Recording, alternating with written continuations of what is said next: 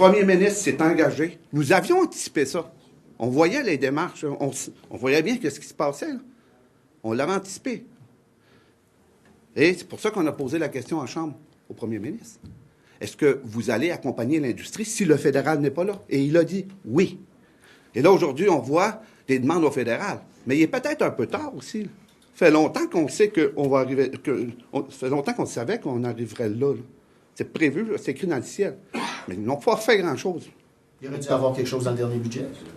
Absolument. Absolument. Et là, quand le premier ministre dit, bon, OK, il ne faut pas identifier un montant parce que les Américains pourraient venir nous cibler en fonction du montant. Voyons donc. Ils l'ont fait en 2006. Puis c'est des garanties de prêt. Là. On ne demande pas de donner de subventions aux entreprises. Là.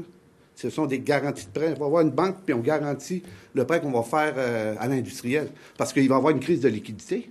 Ces gens-là, là, quand la pénalité rétroactive va arriver, ça peut représenter des sommes extrêmement importantes pour des petites entreprises qui n'auront pas les moyens de payer ça. Si le Québec, si le fédéral n'est pas là, est-ce que vous prônez que le gouvernement du Québec vienne en aide à l'industrie?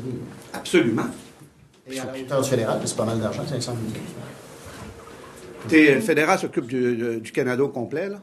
Nous, ce qu'on veut, là, c'est de sauver l'industrie forestière au Québec. Les 60 000 emplois. C'est important. C'est des centaines de villages qui en vivent. Là. C'est un secteur économique aussi important que celui de l'aéronautique.